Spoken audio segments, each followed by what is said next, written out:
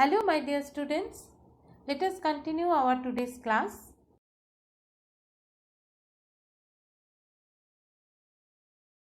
Laws of Motion by Galileo Galilei. According to Galileo, object moves with a constant speed when no forces act on them. This means if an object is moving on a frictionless path and no other force is acting upon it, then the object would be moving forever. That is, there is no unbalanced force working on the object. Let us explain with the help of an activity. Take two equal size cardboards, place it against each other that they make equal inclination with the table. Assume that both surfaces are frictionless. Now take marble and release it from the inclined plane of the left side. You notice that the marble rolls down and moves up on the inclined plane on the right side. Now think about how far it moves along the second plane. Well, the slope of both the surfaces are same. Hence it moves the same height from which it is released. Now decrease the inclined plane on the right side and release the ball again. What do you see? It traveled large distance to reach the original height. We can keep on doing it, but what does happens when the slope of inclined plane eventually reduces to zero? That is, makes a horizontal. The marble will continue to travel forever until it reaches its original height. But it is impossible because all ideal conditions should be zero. So what you have observed in Galileo's experiment? If the inclination of the planes on both sides are equal, then the marble will climb the same distance that it covered while rolling down. But if the angle of inclination of the right side plane were gradually decreased, then the marble would travel further distances till it reaches the original height. So what will happen if the right side plane were ultimately made horizontal, that is no inclination? What we will see, the marble would continue to travel forever trying to reach the same height that it was released from. But actually it is not possible. It is not possible to require to get the unbalanced force. Actually what happened in practical situation, there is a frictional force which acts opposite to the direction of motion. So in practice the marble stops after traveling some distance. Okay. So this idea of Galileo on force and friction helped Newton to state three fundamental laws, and one by one that we will discuss. Today we will discuss first law of motion. So what is first law of motion? A body at rest will remain at rest and a body in motion will remain in uniform motion unless compelled by some unbalanced force. So from Newton's first law of motion, it is clear that a body is unable to change its state of rest or motion by itself. And this property of the body is known as inertia. So what is inertia? The tendency of a body to resist any change in its state of rest or uniform motion is called inertia of the body. Now, inertia is classified into two groups, inertia of rest and inertia of motion. So, what is inertia of rest? The tendency of a body to oppose any change in its state of rest is known as inertia of rest. Now, let us discuss some examples. First, consider when a bus suddenly starts moving forward, the passenger in the bus falls backward. What it happens?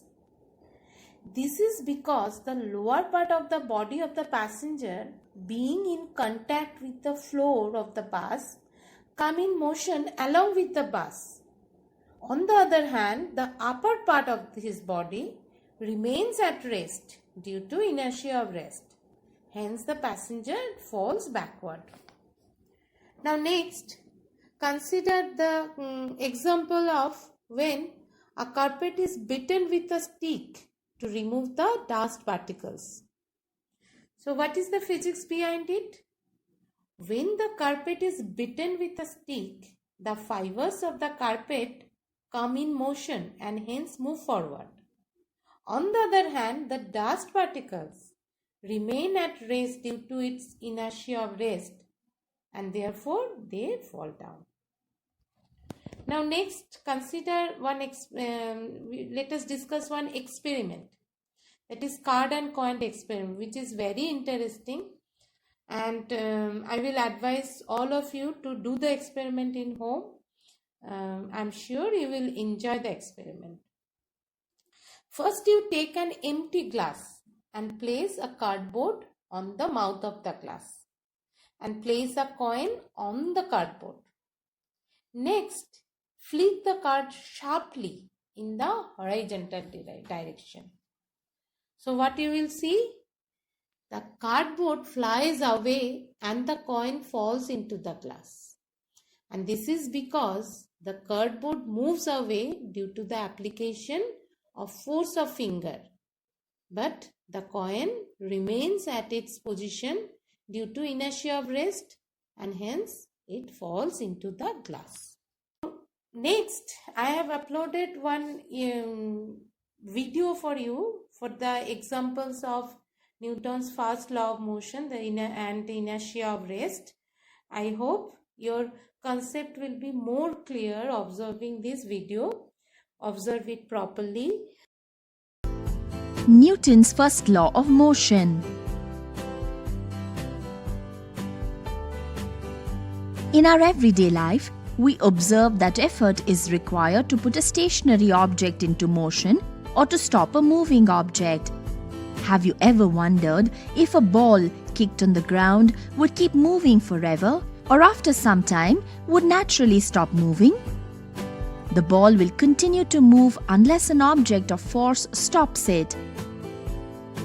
Here comes Newton's first law, which states a body continues to be in its state of rest or of uniform motion unless acted upon by an unbalanced external force. To understand Newton's first law, you need to understand what unbalanced force is. If you have seen a game of tug of war, you would have seen two teams pulling a rope in opposite directions. If the rope doesn't move, the forces applied by the teams are balanced forces as they are of equal magnitude in opposite direction. If one of the team applies greater force, it pulls the other team and the rope towards their side. In this case, the forces are unbalanced as the two forces are of unequal magnitudes in the opposite directions. If one of the team lets go of the rope, the opposite team falls backwards. This tendency to fall backwards despite letting go of the rope is due to inertia. That is, if an object is at rest, it tends to remain at rest, and if it is in motion, it tends to stay in motion. This property of an object is called its inertia. Inertia can be classified into three categories: inertia of rest, inertia of direction, inertia of motion. Certain experiences that we have while traveling in a bus can be explained on the basis of the law of inertia. When a passenger is standing in a stationary bus that suddenly moves, the movement pushes the passenger backward. Why does this happen?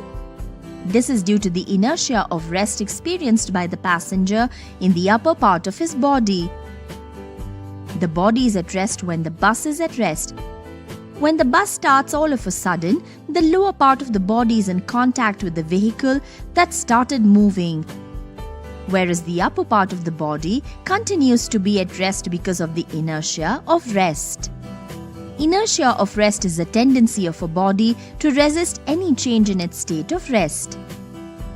What happens when a fast-moving bus negotiates a right-hand curve on the road?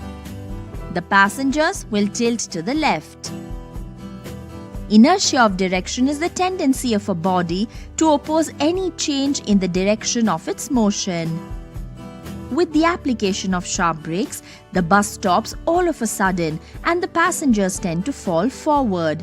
This is due to inertia of motion experienced by the upper part of the body. When the bus is moving, the whole body of the passenger is in a state of motion. A sudden halt caused by the lower part of the passenger's body that is in contact with the bus comes to rest. However, the upper portion of the body remains in the state of motion due to the inertia of motion, causing the passenger to fall forward when the bus stops suddenly. Inertia of motion is a tendency of a body to resist a change in its state of uniform motion. Thus, Newton's first law is also called the law of inertia. And I was supposed to take a test today, but it was decided that the test will be conducted officially for all subjects very soon. And anyway, it will be announced due time. So this much is for today. Thank you.